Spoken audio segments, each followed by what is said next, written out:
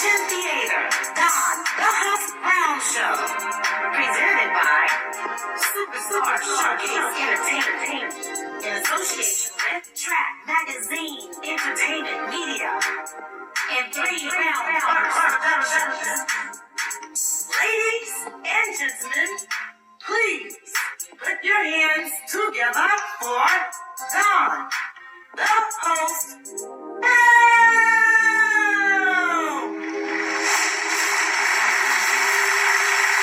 Welcome back to Don the Host Brown Show. We are now still with Mr. Rod. We're about to talk about his political and what he's been doing also as an activist. So I want to start off with you talk about you went to Roosevelt and you stood for the Roosevelt to stay there. And I really want to thank you for that. People are now living there and have a home. So what made you get involved with that, and also about your activism that you've been doing around this community? Can you talk about those things? I know I want to talk to you about. I don't want to seem like I'm bragging about it, but you have been doing amazing things. So let's let everybody know what you've been up to. You know, I appreciate the compliment, but nothing that I've done by myself. I've always done it with others. Mm-hmm. And the Roosevelt Center was near and dear to my heart because that was my elementary school. My grandmother taught there for many years as well. And, you know, everyone from, Miss Jordan, Miss Washburn, my grandmother,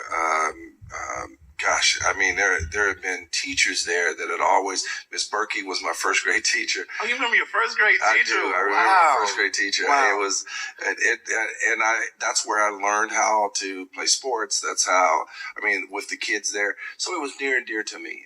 And when the school decided that it needed to have a fresher look, and build in amenities inside the school that took it to the next level. Mm-hmm. They built a new Roosevelt over on Wolf. Mm-hmm. I always thought that the building was solid enough, right, had a great foundation, could be reused, mm-hmm, and there were many people in the community that wanted it to be reused. Mm-hmm. There was also a sense of maybe we needed more park space. And so there was a group that was kind of arguing, that was discussing this from either side. I just didn't think the building should come down. I felt as though there could be there could be things in the building, or the building had enough history and it was an asset to our community. Mm-hmm. And whenever you have assets, if you can expand on them, mm-hmm, then it allows the community to join in at a different level. And I really wanted Roosevelt to stay up. So I worked with people in the Mennonite community, Art Stolfus and Andrew Kreider, mm-hmm, and a few others. There was a survey of assets inside of the community done by Sarah Thompson, mm-hmm, even prior to me coming back home, that allowed me to be able to use that information to help rally a cause, right, in order for it to stay. Mm-hmm. When we had it designated as historic, it couldn't come down. Mm-hmm. And that caused some real anxiety for the people who really wanted it down. Mm-hmm. But it did create the opportunity for it to not just stay up, but for us to be intentional about finding the reuse of it. And you did a great job with that. And you also was city council at large. Yes. And I know you've been doing a lot. Being involved with what's going on in our community, and you have built yourself to a point that people are respecting you, and it doesn't matter if you are Republican or Democrat or independent. You just treat people the way they treat you, and you always give them that respect. So, and I appreciate you too with me. Even with the youth, I see you out here talking to the youth, and I talk, even I'm just turned 40, but I see you talk to young kids at 16 and 15 and even younger than that, just encouraging them about doing some great things in the community. Wow, I didn't know you was that old, man. I just turned it. So, but no, you and I actually want to say that I'm proud of you as well. Mm. I really believe that if you put yourself in the public square, you get better. Mm-hmm. And what you've done with this show, and at least trying to make sure that you are trying to do things that others seem to just say, well, maybe I can. When you try them and you move into this sphere, you end up giving yourself the confidence to do other things as well. And I really appreciate you being a leader in that respect. It's just amazing. Like, I think another thing that taught me growing up and just watching you guys is that this is a spiritual connection too. I mean, you have to have faith, and you got to have some kind of belief, and I think that's also helping. A lot of us, continue to do what we are doing in our journey, and sometimes I feel like it's a calling. Sometimes I didn't think I was going to do this, but you get to, there's something in you that's saying, go do it. You can't do it. Well, there's nothing that you do, nothing that you can do without at least feeling it, and at least you don't do it well. And I really want to make sure that when people think about their passions, that they don't back away from what they're called to do. So yes, it is a spiritual relationship with not just the community, but in ensuring that people have an idea of what's important inside of their own life, so that they can live their own talents. There are leaders inside of our inside of our community in South Central Elkhart, as well as on the north side of Elkhart, on the east side of Elkhart, and on the west side of Elkhart, and sometimes in certain communities they're walked over or they're looked over. If we are able to find the right way to supply them with the resources they need personally to be able to see the talents that they have inside of them, that's what empowerment really is. And so if we are empowering a community, and we do that through I believe, through service. If you serve a community, you literally find the place where you can unite one. And that's where you can see people rise to the level of what their potential says that they have inside of them.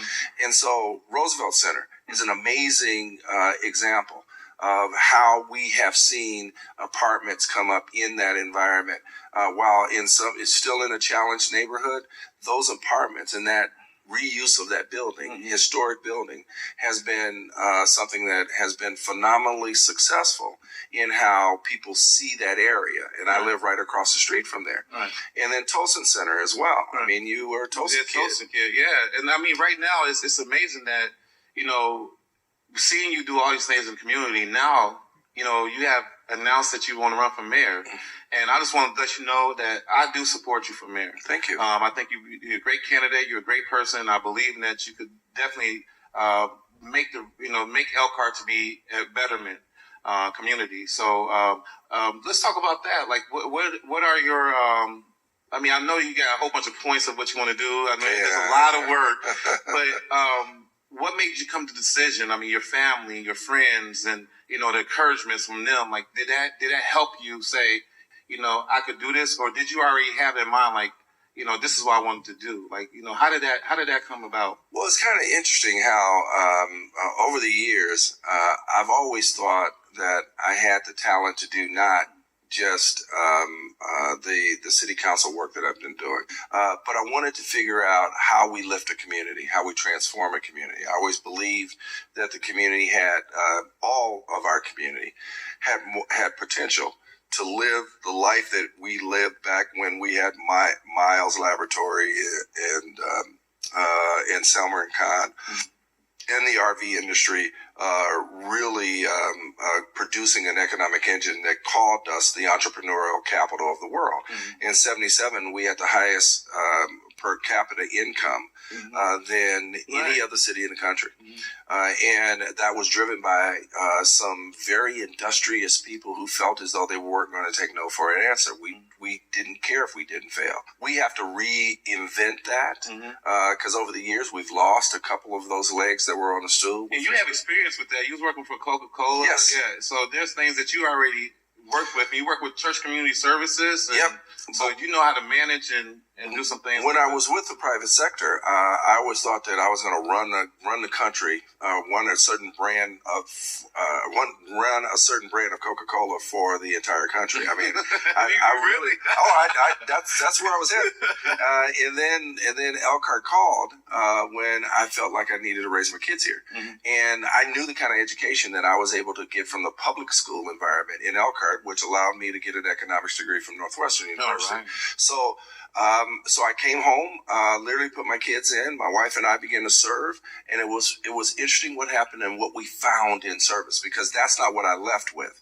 I left with the thought that, yeah, maybe I could be mayor someday, but I didn't really think that that was something I really was looking forward to. Right. I mean, pick me up, rattle my brain, because I just didn't think that I was ready to put myself in that kind of meat grinder. But now there's an opportunity to move Elkhart and transform it to a community that actually sees itself not like it was in 77, but further and beyond that.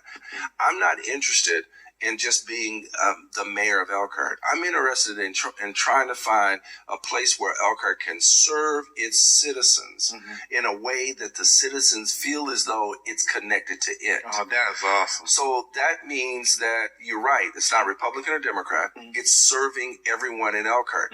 In service, you find a sense of unity. In politics, you find a sense of division. And even more so now in the polarized relationships that we have now in politics. But if we are serving one another, then we're sacrificing for each other. That can transform Elkhart. And the reason why is that it puts us on a baseline where we can look at economic development.